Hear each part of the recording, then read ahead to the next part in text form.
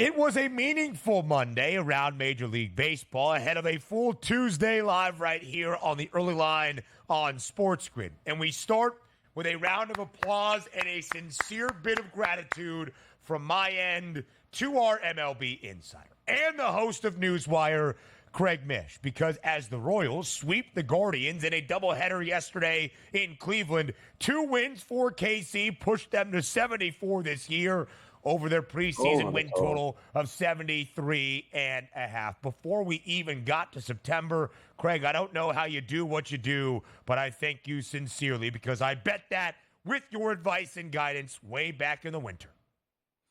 Yeah, look, betting is not easy, but this tends to be one of the things that I'm really good at, are these season win totals. I would not claim to be really good at anything when it comes to sports betting, but I mean, look, I think part of this, as we've talked about, and we'll do it again next season, is focusing more on the teams in the middle that can go over and the teams in the middle that can go under. I just think it's a really smart way to go about it.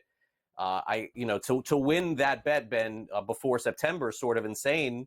But the other one on the Angels under, we're gonna win. We're gonna win that one in the next 2 weeks too. So those were the two going into the season, and those are going to play out the way we thought. The Halos 54 and 77. They have lost 5 in a row. We have an under of 72 and a hook. The Angels would have to go 19 and 12 over their final 31 to go over. That will be another round of applause here very, very soon, I anticipate. History made yesterday, Craig Mish, in MLB, and that's where we will start as we hit every single bag in the daily basis. Craig! Love to throw it in there every now and then. You know what Lisi was probably screaming yesterday?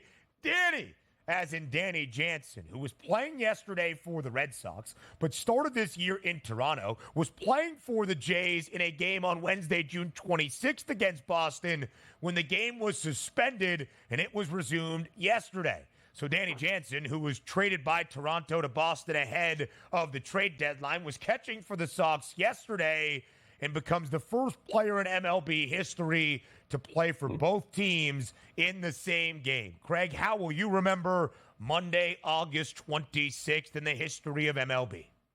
Yeah, I kind of feel like we're going to forget about this one.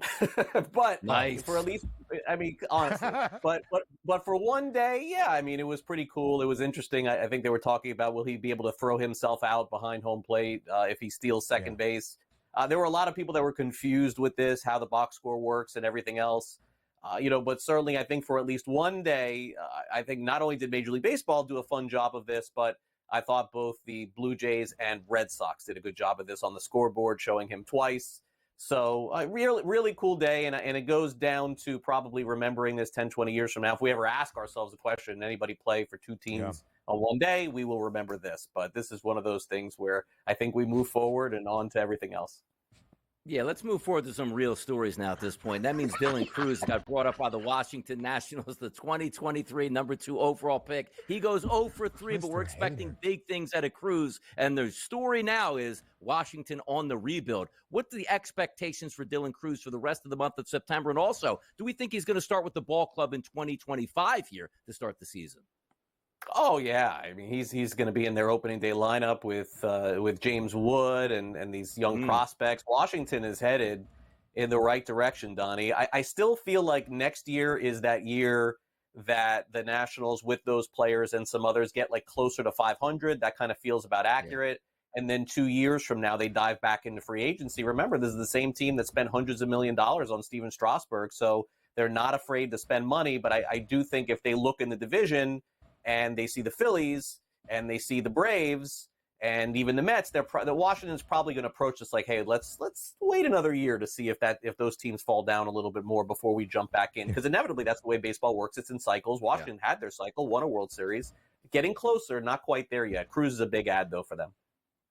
A couple of pieces, Dylan Cruz, James Wood, as Craig mentioned, Mackenzie Gore, the young starting pitcher, has been promising at times here in 2024 for Washington to be slightly optimistic about moving forward. Paul Skeens 1, Dylan Cruz 2 in the 2023 MLB draft out of LSU. It was a great year, of course, for the Bayou Bengals. National League MVP race, if there still is one. Shohei Ohtani joining the 40-40 club over the weekend at minus 2,300. Francisco Lindor does have the second best price for the Mets, Craig, at 5-1. Obviously, the odds say this is over, but the reason it could be a conversation is because Shohei Ohtani is a designated hitter. We have never seen a non-positional player win an MVP, but in your mind, is the race already done? Yeah, it's over. I think you saw most of the books take down Caitlin Clark's odds to win Rookie of the Year, and I think you're going to see the Ohtani MVP odds get shut down pretty soon here. I mean, 50 home runs, 50 stolen bases, Ben. I mean, that's just unheard of. I mean, it's never happened in Major League Baseball. So that's going to happen for him. The good thing about Lindor is it's given him some nice attention and some pub because he's a really good player, Hall of Fame trajectory, but Ohtani's the MVP, open and shut case. Big game out on the West Coast tonight. East Coast versus West Coast. That's the Baltimore Orioles and the Los Angeles Dodgers. Irving versus Flaherty. A heavy favorite at the FanDuel Sportsbook, close to a $2 favorite on the Dodgers. But the bigger thing is the Dodgers need to keep that pace of play up to void off some of those teams heading towards them in the end in the West. But also Baltimore, they got to stay afloat here before the Yankees get too much of a lead on them, Craig. What are we looking at from this series out there? Yeah, I mean, Orioles pitching struggling a little bit, but let's get real. I mean, these two teams aren't separated by all that much.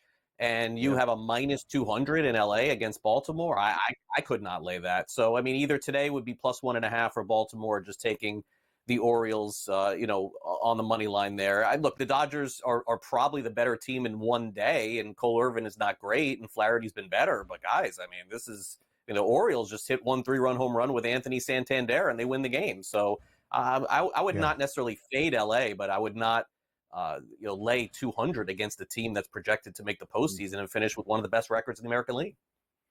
Yeah, the O's still 76-56, 11-12 in August, 18-8 since the All-Star break. They've been frankly mediocre since the All-Star break, but still an optimistic outlook for October. Craig Mish, again, thank you for the Royals over win total. And we'll see you on Newswire starting in just about 40 minutes at 11 a.m. Eastern Time here on SportsGrid. More MLB breakdowns come your way next on the Early Line. After a historic Monday in Major League Baseball, we get you set for a full slate Tuesday. But before we do that, one more time, a nod to history, an ode to Danny Jansen, as he was in two places at once yesterday. Donnie Rightside, as he gets ready to break down the MLB slate on this Tuesday on both the right and left side, living up to both parts of his personality to get you set for this MLB slate on Tuesday. Does Donnie left side want to ask Donnie Rightside the rotation number of our first game tonight, Baltimore and L.A., the Dodgers and the O's out at the Ravine?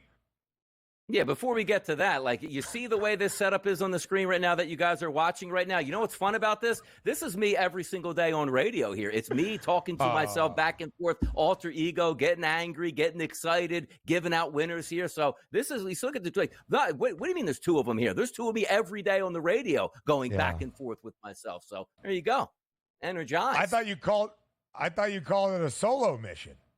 It's a double mission, really, even though it's just there's you. A 2-box.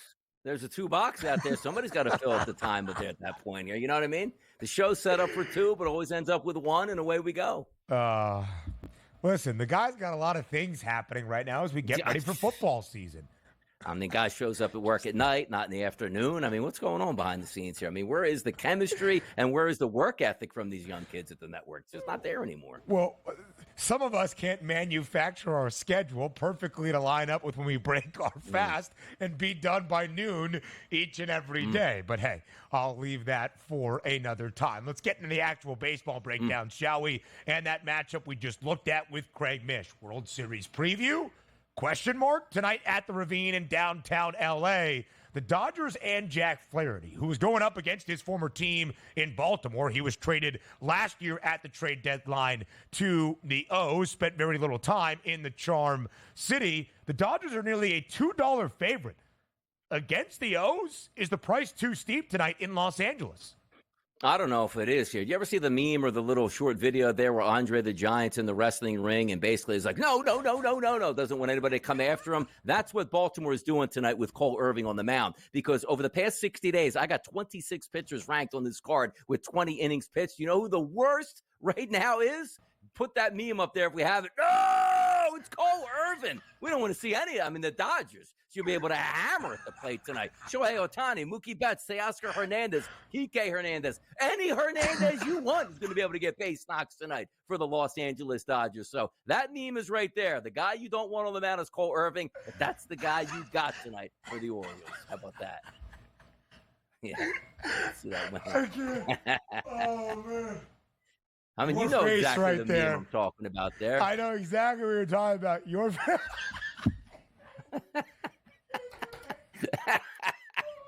I mean, it's true, man. I mean, Cole Irvin just not the guy you need tonight to succeed out of the West Coast for the Orioles, man. If you can ever lose 2 baseball games at once, this could be it with Cole Irvin on the mound. So watch out, people.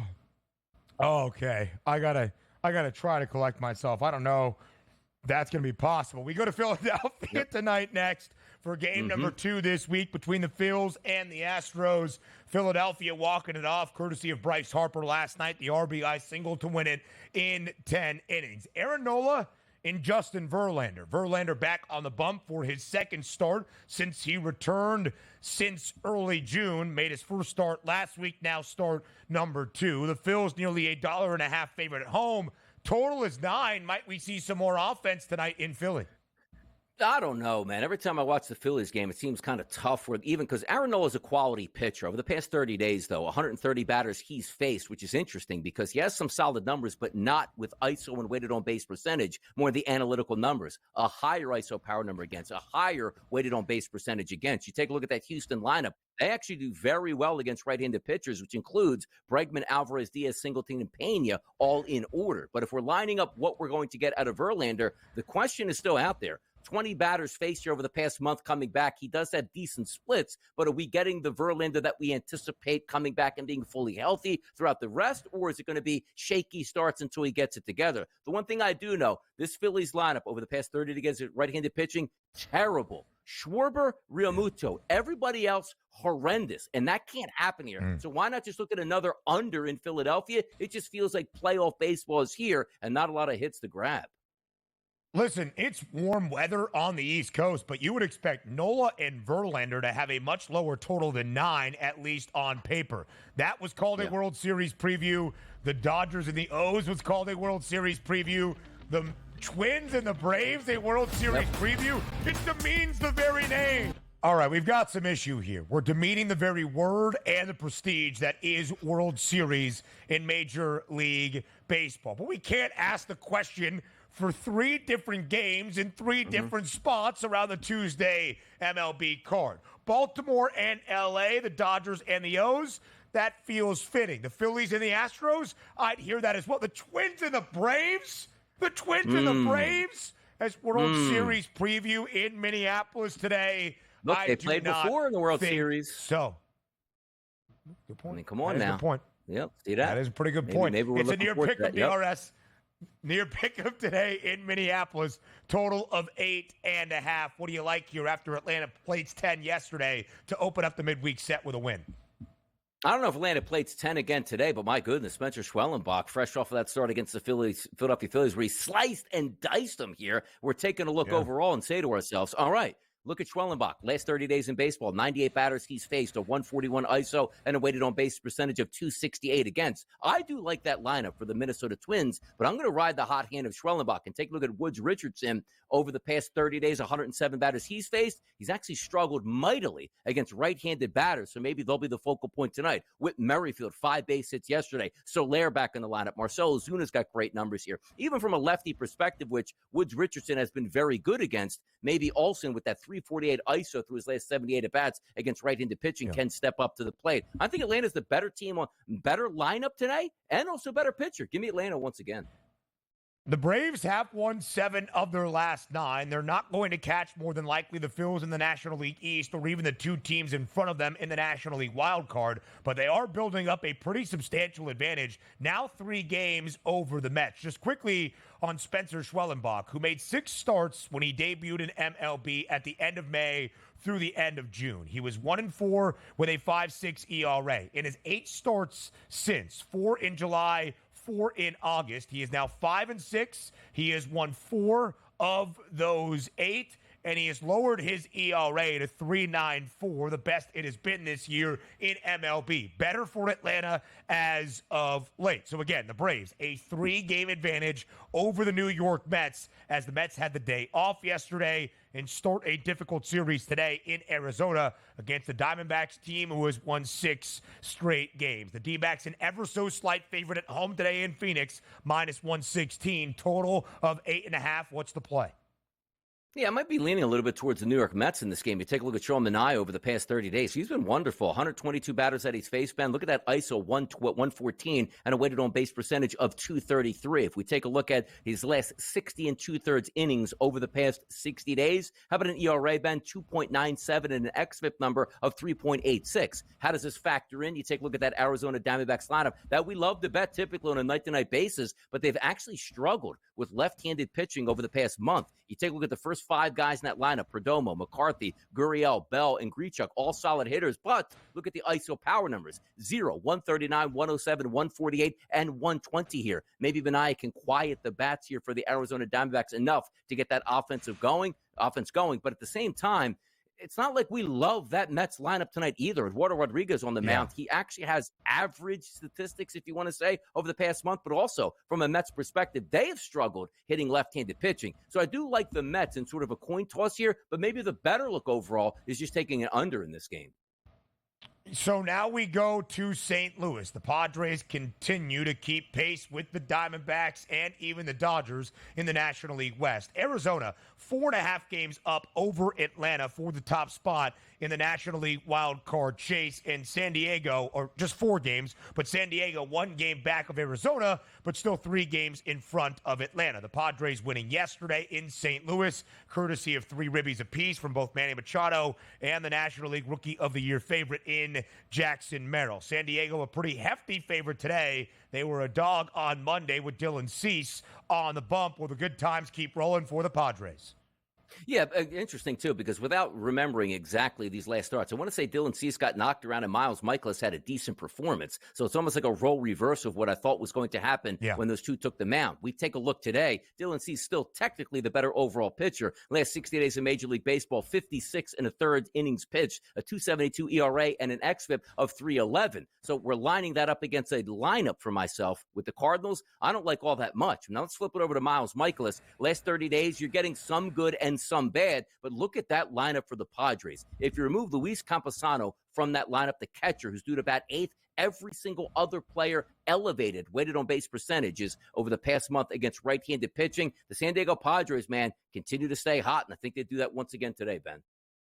Yeah, San Diego now 16-7 in the month of August, 9-14, however, the mark for the Redbirds, and they are fading out of postseason contention in the National League. Dylan Cease has given up 8 earned runs in 4 total full starts since the no-no at the end of July. Not bad by any means, but has lost 2 of his last 3 starts. There is a chance there's a new team atop the American League Central standings by the time we speak tomorrow on a Wednesday. However, the Guardians, a minus 158 favorite to stay in front of the Royals. Michael Lorenzen was great last week for KC. The total is 9. If Kansas City wins, we are tied atop the AL Central with the Royals and the Guardians. Does that happen today in the land?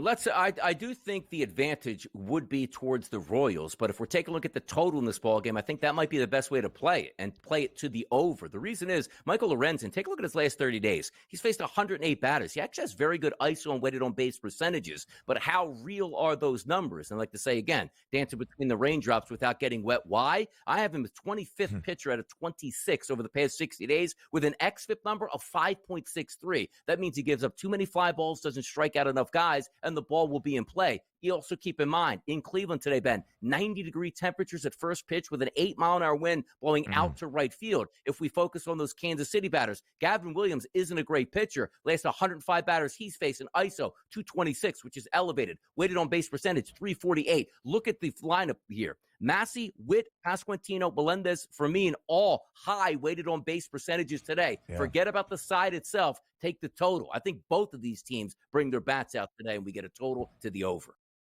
Bobby Witt Jr. hit the game-winning home run in the first game of the doubleheader. Salvi had 6 RBIs for KC in Game 2. DRS, enjoy the money line. We'll talk tomorrow here on the early line when we round out the show on the other side of the break.